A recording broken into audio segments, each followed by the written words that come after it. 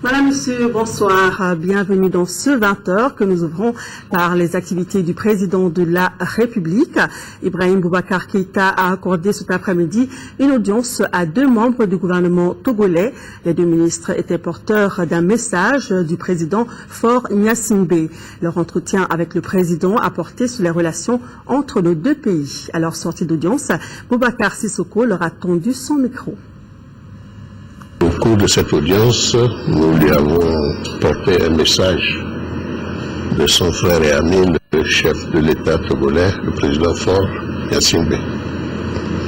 Nous avons donc eu à parler de la qualité des relations qui existent entre le Togo et le Mali et des relations particulières également qui existent entre les 2 chefs d'État et le peuple des 2 pays. Bien sûr, ces émissaires constituent des moyens que les chefs d'État utilisent pour renforcer cette coopération et renforcer cette relation au profit de nos 2 peuples et faire en sorte que la sous-région, l'UEMOA, plus particulièrement, soit un pays stable, un pays où on peut circuler librement et un pays où l'on peut faire des affaires en toute tranquillité et en toute prospérité. Le Premier ministre a reçu en audience le secrétaire général de l'Union internationale des télécommunications.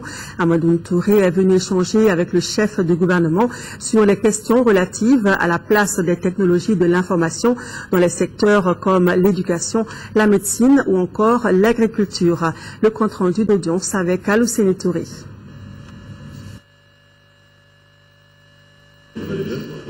L'Union internationale des télécommunications est l'organisme des Nations Unies spécialisé dans le domaine des technologies de l'information et de la communication. Notre compatriote Hamadoun Touré, qui en est le secrétaire général, est venu échanger avec le Premier ministre sur le programme du gouvernement dans le domaine des applications numériques. J'ai eu le plaisir de rencontrer le Premier ministre et de voir sa vision à court terme et à long terme, la vision 2015 pour laquelle nous apporterons notre contribution. Il s'agit de nous assurer que les technologies de l'information et de la communication seront utilisées comme un moteur de développement. C'est ça ma contribution en tant que secrétaire général de l'Union. Et je pense que nous avons mis en place, on a jeté les bases pour lancer réellement une bonne plateforme qui nous permettrait d'utiliser les TIC, que ce soit pour la santé, secteur de développement, et aussi faire de ce secteur un secteur qui créera des emplois pour le Mali. Mais qu'en est-il des programmes de l'unité pour le Mali? Le secrétaire général attend les demandes de notre pays qui vient à peine de sortir d'une crise. Nous venons de sortir d'une période de crise très difficile. Le pays était au bord du précipice. Dieu merci, on a eu la chance qu'on n'a pas fait le pas en avant. On a besoin de faire des plans précis, et c'est surtout cette vision-là que j'attendais du Premier ministre et je l'ai eu. Maintenant, à la sortie de cela, nous allons faire des programmes concrets qui permettront d'attirer l'industrie du secteur privé, l'investissement dans ce secteur-là, des programmes qui couvriront la formation, qui couvriront des applications, des services et applications dans différents domaines, comme je l'ai dit, que ce soit l'éducation ou la santé, 2 secteurs clés qui en auront besoin immédiatement. Les applications de nouvelles technologies sont nombreuses et restent incontournables. Je vous l'annonçais dans les titres, ouverture ce matin de la session d'octobre de l'Assemblée nationale. Cette session dite budgétaire va examiner la loi des finances 2014 et les projets de loi en instance. Précisons que cette session est la dernière de la législature en cours, vu que le premier tour des élections législatives est prévu pour le 24 novembre prochain. Bourama Traoré était à l'ouverture des travaux, sans reportage. C'est certainement le dernier acte avant le renouvellement de l'institution. La session d'octobre de l'Assemblée nationale intervient en moins de 2 mois du premier tour des élections législatives prévues pour le 24 novembre 2013. Sur la table des députés, plusieurs projets de loi dont celui relatif au budget d'État 2014. Cette session reste une session très chargée, avec de nouveaux dépôts de projets de loi, dont la loi des finances, ainsi que les anciens projets qui sont en notre possession.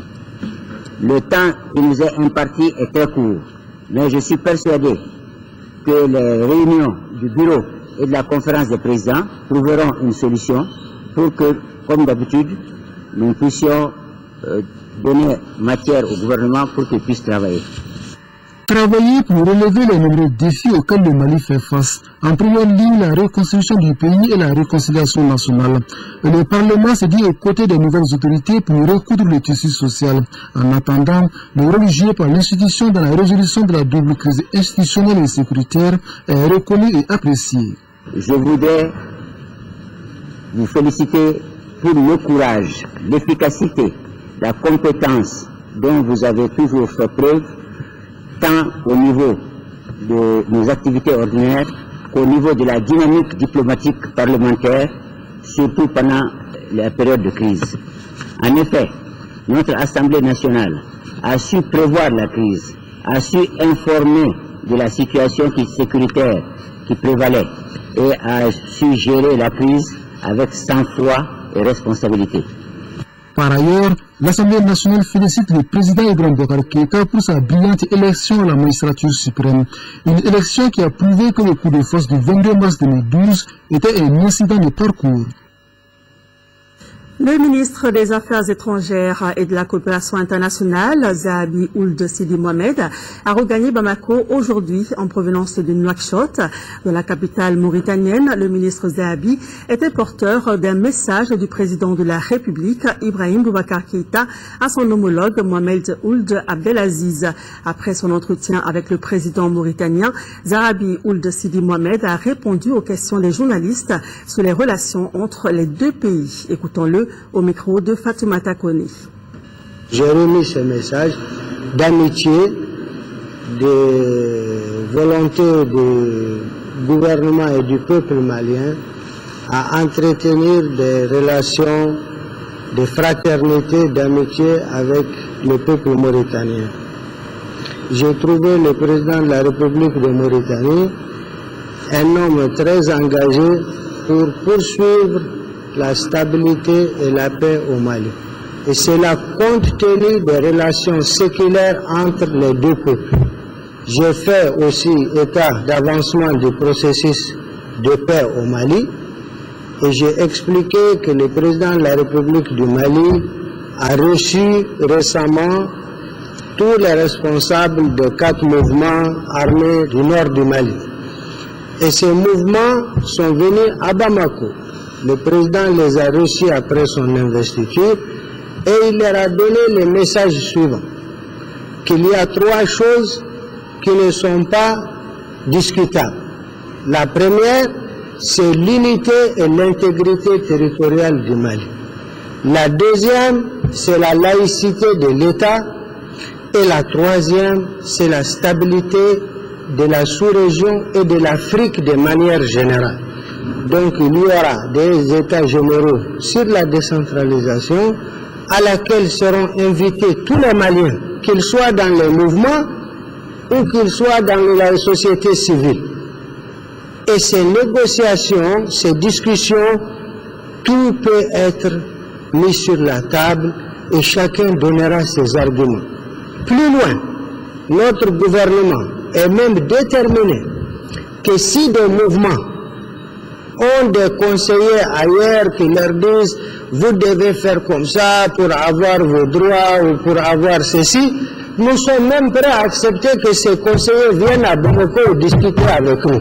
Nous sommes transparents, nous sommes déterminés à aller de l'avant et le président a dit qu'il tient à régler définitivement ce problème du nord du Mali.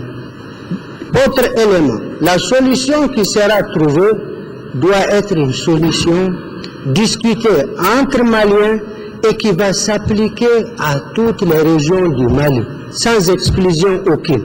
Parce qu'il s'agit de problèmes de gouvernance locale et pour ça, ceux sur lesquels on va s'entendre, on va le faire. Ça, c'est par rapport au problème du Nord. L'autre question, c'est la lutte contre le terrorisme et le trafic de drogue. Et ça, nous savons que la Mauritanie s'est beaucoup engagée dans cette voie et beaucoup de Mauritaniens ont perdu la vie dans la lutte contre le terrorisme et le trafic de drogue. La Mauritanie a été le premier partenaire du Mali à s'engager sur le théâtre des opérations au Mali. Le peuple malien et son gouvernement profitent de cette visite pour réitérer leurs condoléances les plus attristées à toutes les familles mauritaniennes qui ont perdu les siens sur le champ d'honneur au Mali. Notre président l'a fait de la tribune des Nations Unies, il l'a fait lors de son discours d'investiture et c'est un discours sincère. Il n'y a pas de triche dedans. Voilà, précisons que les propos du ministre ont été recueillis par Fatoumata Keïta. Et puis ajoutons que le ministre des Affaires étrangères a également reçu en audience une délégation d'associations de femmes réfugiées en Mauritanie, des femmes qui ont fait part de leur volonté de retourner au Mali. Le ministre s'est également rendu à la chancellerie du Mali à Nouakchott pour s'enquérir des conditions de vie et de travail